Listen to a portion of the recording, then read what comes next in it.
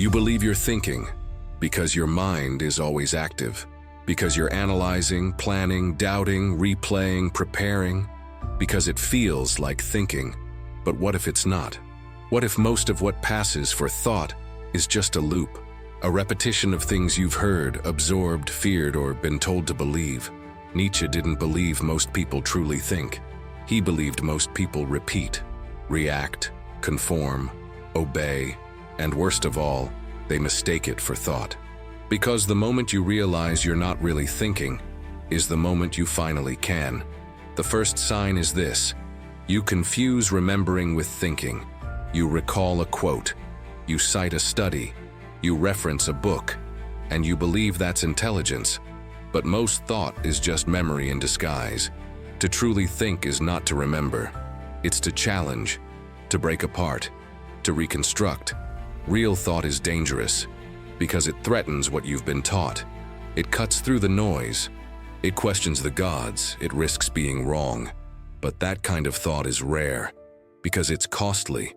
It requires courage, effort, solitude, suffering. Remembering is easy. Thinking is war. If you're not sweating with discomfort at your own assumptions, you're probably not thinking. You're just echoing someone else's mind. The most common lie is the lie one tells to oneself, and that lie sounds like, "I know," when in fact, you've only memorized. When was the last time you had a thought that scared you? Not because it was dark, but because it was yours. That's when thought begins. Everything else is a rerun. The second sign is this: you believe your thoughts are yours when they're actually inherited. From the moment you understood language, you were trained. By parents, by teachers, by culture, by religion, by media. You were told what is right, what is wrong, what is true, what is absurd. And now, years later, you still carry those beliefs like furniture in a house you never chose. Most minds are filled with second-hand furniture. Beautiful, comfortable, but not theirs. You believe what makes you safe, what makes you blend in, what makes you belong. But if a belief feels like safety and not responsibility, it's inherited. If it gives you identity without struggle, it's inherited. If it makes you feel morally superior without conflict, it's inherited. And you must throw it into the fire. If it survives, keep it. If it burns, good. Real thought begins at the edge of belonging.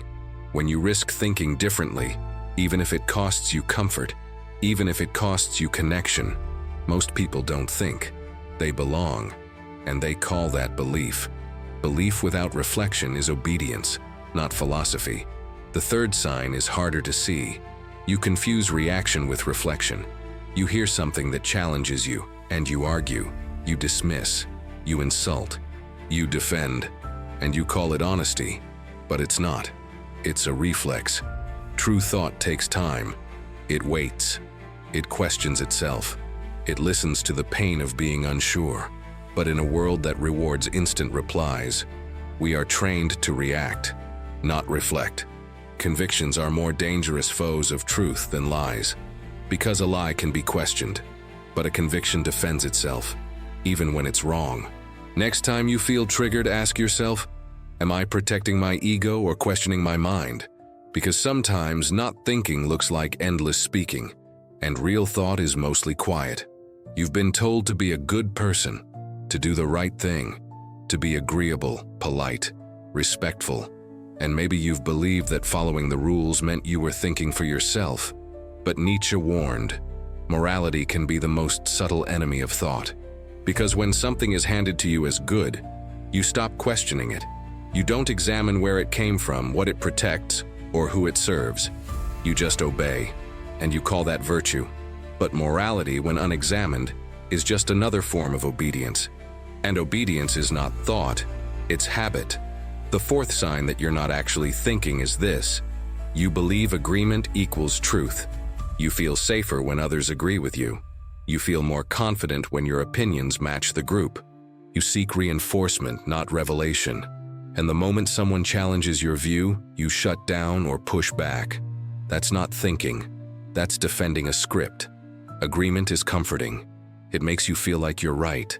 But Nietzsche would ask, right according to whom? Truth isn't always popular, and the mind that fears being alone in thought has not yet begun to think. He wrote, "The surest way to corrupt a youth is to teach him to value those who think alike more than those who think differently. The thinker is willing to stand alone, to be misunderstood, to be uncomfortable. Because real thought begins when you stop chasing consensus and start chasing what's real, even if it costs you belonging." The fifth sign is more subtle. You confuse being good with being deep. You follow rules. You're nice. You're selfless. You sacrifice. You behave.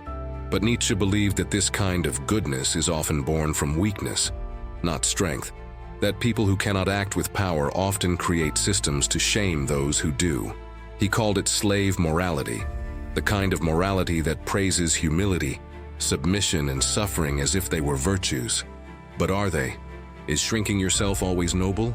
Is turning the other cheek always brave? Is never upsetting others really a sign of wisdom? Or is it fear dressed as goodness? If your morality keeps you small, obedient, and invisible, it's not virtue. It's surrender. Real thought questions even the most sacred values. Because thinking means not just asking, "Is this right?" but also, "Who benefits if I believe this is right?" The sixth sign you're not really thinking is this: you believe truth should feel peaceful. You think that when you discover something true, it will bring ease, clarity, calm. But Nietzsche believed the opposite. Real thought doesn't calm you. It breaks you open. It ruins your certainty. It forces you to face the parts of yourself that were never real. He said, "You must be ready to burn yourself in your own flame. How could you rise anew if you have not first become ashes?" Truth, when it's real, will destroy what is false in you. It will not make you feel good. It will make you honest. And that honesty won't always bring peace. Sometimes it brings fire. And that fire is necessary. If your thinking always leaves you comfortable, affirmed, and righteous, you're probably not thinking. You're reinforcing a story that keeps you safe. But safety is not freedom, and comfort is not truth. So ask yourself, when was the last time a thought wounded you? Not because it was violent, but because it was real. If you can sit in that fire without running, then you've begun to think. But if you avoid the burn, the doubt, the risk, then comfort has become your master. And thought cannot grow under comfort, only under courage. But there is still one final sign, the one that separates the true thinker from the herd entirely. It's not loud. It's not obvious. It's not even uncomfortable at first. It's the absence of real thought. Not because the mind is empty, but because it is full of everything but you. It is the moment when you stop being a creator and become a reflector, a mirror of the world's noise. And unless you see that clearly, you will mistake reflection for reality. So now comes the final question. Can you live without a script? Because real thought doesn't begin with answers. Begins with the courage to burn the story you were handed and write your own. You wake up, you check your phone, you respond, you react, you follow your routine. You do what's expected. You say what's familiar. You feel what's familiar. And you call that awareness, you call that thinking, but it's not. It's remembering, it's reacting, it's rerunning. You are not thinking. You are playing a role, reading from a script, acting out a life you didn't write. And Nietzsche feared this above all. He saw the rise of the last man, the one who no longer searches, no longer questions, no longer burns. He doesn't suffer deeply. He doesn't rebel. He doesn't create.